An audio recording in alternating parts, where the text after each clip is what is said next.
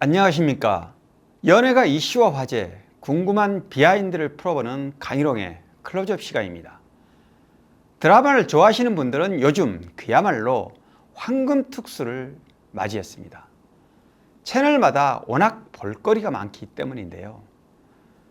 그래서 극장판 영화보다 재밌고 박진감 넘친다는 평가는 빈말이 아닙니다.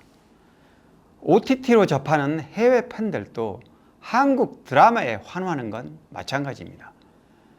한때는 TV 레거시 미디어의 상징이라 할 수 있는 지상파를 중심으로 드라마를 접했지만 다변화된 채널을 돌려가며 입맛대로 장르를 골라서 볼 수 있습니다.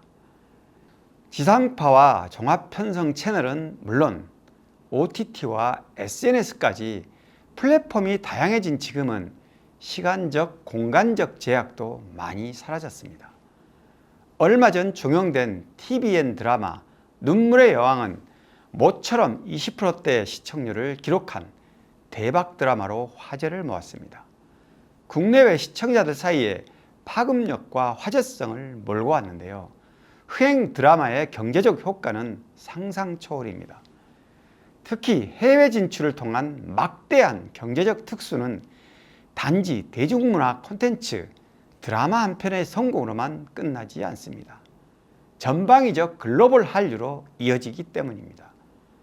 국내 OTT 산업은 2016년 1월 넷플릭스의 한국 진출과 함께 본격화됐습니다. 이후 웨이브, 티빙 등이 경쟁에 뛰어들었고 쿠팡과 디즈니가 가세하면서 확대됐습니다. 국내 시장 규모는 지난해 5조 6천억 원에서 3년 뒤인 2027년 7조 2천억 원에 이를 것으로 전망되고 있습니다.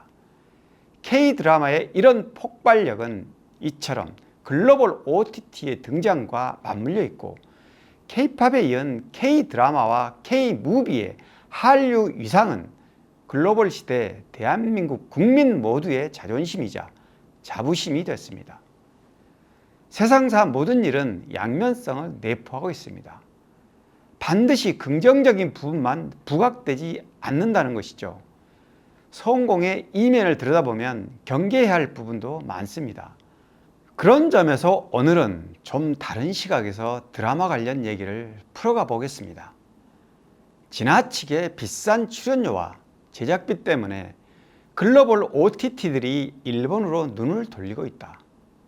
일본에서는 한국의 반값으로 드라마를 만들 수 있다. 국내외 드라마 종사자들과 OTT 관계자들이 언급한 얘기인데요. 무슨 말일까요? 천문학적으로 치솟은 한국 드라마 제작비 상승에 넷플릭스 등 온라인 동영상 서비스 OTT 업체들이 일본으로 눈을 돌리고 있다는 얘기입니다. 이전까지는 한국에서 적은 비용으로 양질의 콘텐츠를 생산해 높은 수익을 기대했지만 최근 들어 치솟는 출연료와 인건비로 인해 가성비가 좋은 일본으로 눈을 돌릴 수밖에 없는 현실을 말하는 것입니다. 한국 드라마 제작비는 말 그대로 상상 초월입니다. 또 제작비 상승의 가장 큰 걸림돌은 다름 아닌 출연료입니다.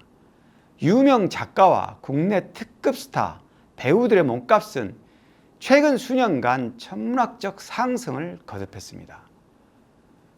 앞에 잠시 언급한 TVN 드라마 눈물의 여왕은 16부작에 총 560억 원, 회당 35억 원가량의 제작비를 쓴 것으로 되어 있습니다. 이 중 주인공 김수현의 회당 출연료가 당초 8억 원으로 알려지며 지나친 몸값 상승에 의한 부작용을 우려하는 목소리가 비등했습니다. 이런 부담을 의식한 듯 실제로는 회당 3억 원 선이라는 해명이 나오기도 했는데요. 정확한 수치는 소속사와 본인만 아는 부분입니다만 드라마 전체 제작비 대비 배우 몇 명이 가져가는 개런티가 너무 많다는 게 문제입니다. 디즈니 플러스 드라마 삼식이 삼촌에서 배우 송강호의 회당 출연료는 7억 원, 총 100억 원이 넘는 것으로 알려졌습니다. 오징어 게임 시즌2에 출연하는 이정재의 회당 출연료는 10억 원이 넘을 것으로 예상됩니다. 수백억대 제작비를 쏟아붓는 드라마라도 조연급 배우들이나 일부 하급 스태프들의 처우는 여전히 열악합니다. 특급 스타와 특급 작가 몇 명이 차지하는 개런티가 워낙 높다 보니 심각한 불균형으로 뒤틀리고 드라마 산업 전체를 위협합니다. 눈물의 여왕만큼은 아니더라도 최근 드라마 시장은 아무리 싸게 찍어도 회당 10억 원은 넘어야 한다는 말이 나올 정도로 인플레가 심합니다. 그것도 회당 몇억 원의 출연료를 줘야 하는 톱 배우 없이 만들었을 때나 가능한 얘기입니다. OTT 업계에 따르면 불과 얼마 전까지 드라마 제작비는 회당 평균 3, 4억 원이었지만 최근엔 회당 20억 원이 흔해졌습니다. 이는 바로 주연급 배우들의 출연료가 상승하면서 빚어진 현상입니다. 회당 억대를 넘어 어느새 회당 3, 4억 원이 일상화됐기 때문이겠죠. 특급 스타와 소속사들의 입장에선 물 들어올 때 노젓는다는 말이 기분 좋게 와닿을지 모르겠습니다만 자칫 스스로 발등을 찍는 악수가 될 수 있다는 점을 경계해야 합니다. 물이 없으면 배가 뜨지 못하고 아무리 인기가 높아도 드라마 산업이 흔들리면 생존 자체가 어렵습니다. 연예가의 대표적인 반면교사가 있습니다. 바로 미사리 카페촌의 흥망성쇠입니다. 7080 통기타 가수들이 한때 특수를 누렸던 곳이죠. 전성기 시절 30여 곳이나 성업했던 카페촌은 지금은 흔적도 없이 사라졌습니다. 커피 한 잔, 맥주 한 잔 마시며 부담 없이 라이브를 듣던 정치는 눈살을 찌푸리게 하는 상술로 오염됐습니다. 천정부지로 치솟는 출연 가수들의 몸값 상승으로 악순환이 반복되다 결국 하나둘씩 떠나는 모양새가 된 것이죠. 오늘 K드라마의 위상과 함께 천문학적으로 치솟고 있는 특급 스타 배우들의 출연료가 몰고 올 향후 파장과 부정적 전망을 짚어봤는데요. 넷플릭스는 이미 일본으로 서서히 눈을 돌리는 분위기입니다. 넷플릭스 콘텐츠는 지난해 하반기 기준 비영어권 가운데 한국이 9%, 일본이 5%를 차지했습니다. 업계에선 치솟는 콘텐츠 제작비로 인해 일본 콘텐츠에 대한 비중이 더 늘어날 것으로 전망하고 있습니다.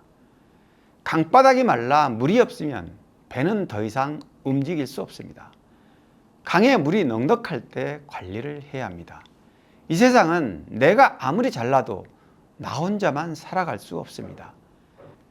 내 눈앞만 바라볼 게 아니라 더불어 살아가는 지혜가 필요합니다.